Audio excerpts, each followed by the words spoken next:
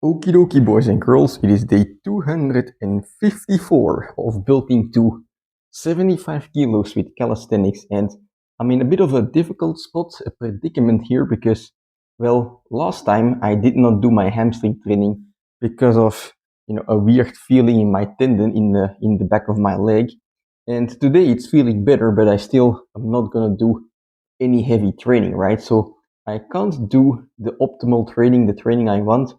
And sometimes, whenever things go to shit, basically, right? Whenever plan A or plan B even doesn't work out, we are quick to tell ourselves, like, I guess this is it, right? I guess we are not able to do anything useful. But oftentimes, if not always, it's a fucking lie. It's something that we make up in our head.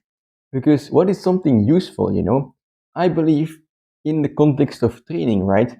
If you just set apart time to do something, even if it's not your optimal training, but right, let's say, you're injured and you can't train. If you set apart time, whatever it is, right, to do something that maybe you don't want to do or to do with kind of different training, something that you have to make time for and something that perhaps sucks, right?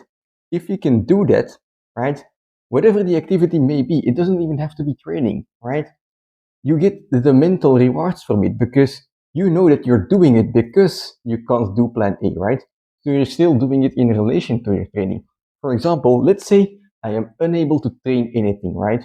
I am unable to train like hamstring, I'm unable to do any like stretching, whatever the fuck. If I like just tell myself like, okay, I'm gonna sit here for 1 hour and blink consciously with my eye every second. Or I tell myself, well, I can't fucking train, but I'm gonna clean the house for 1 hour instead, right?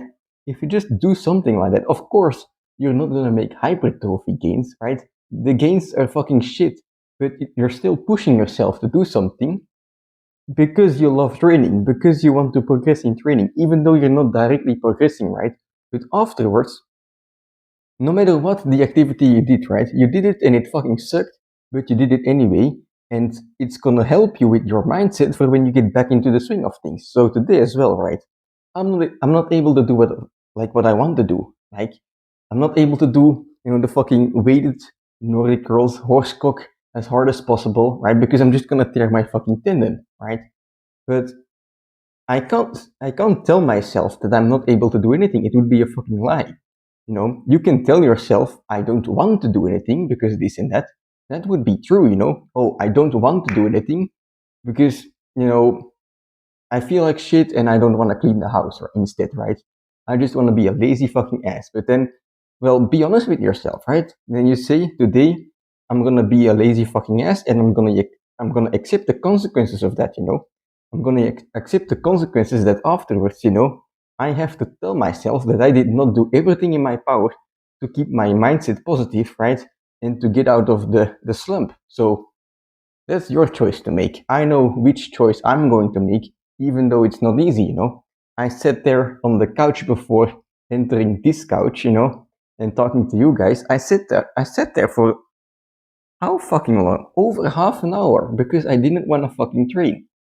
But then, at some point you have to tell yourself, all right, are you gonna be a bitch today, or are you gonna get the fuck on and do something? So let's get outside. I'm gonna do high rep, low intensity sets today.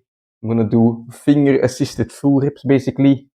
I think like 5 sets. I'll see how many reps I can do, but it's gonna be not plan A, but it's gonna be better than nothing at all. And afterwards, I'm gonna be satisfied. So let's head outside.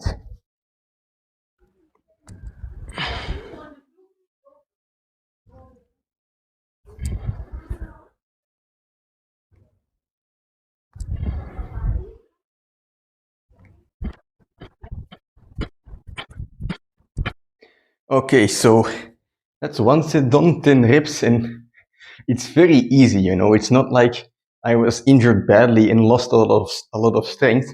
I was actually quite happy with this, quite disciplined in noticing that I was feeling bad in the Nordic roll and acting accordingly quickly. So it didn't get too bad. So I'm not weak, but I am gonna stick to the plan. I'm gonna keep assisting myself with 2 fingers so that I can properly stretch my hamstrings at the bottom of the rib and basically do some light pump training. So I'll be doing 5 sets of this in total. I've done one already, but perhaps on the last one, I'll go to the max. I might even do like a drop set if I feel good by assisting myself with 2 fingers, but only doing half a rep. We'll see. I don't want to overstrain myself today at all. I want the tendon to heal, so I'll act accordingly. So let's go and do those other 5 sets.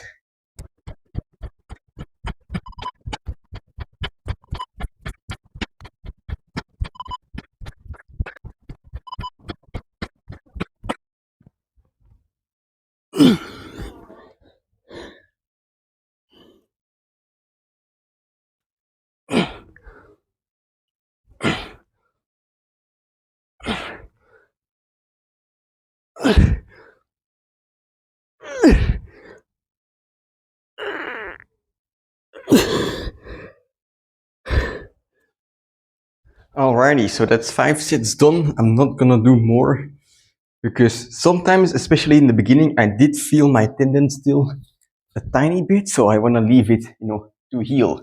Today is like a light stimulus so that my tendons and my hamstring are encouraged to heal, so to speak. It gets some blood flowing, because if the blood is flowing throughout the area,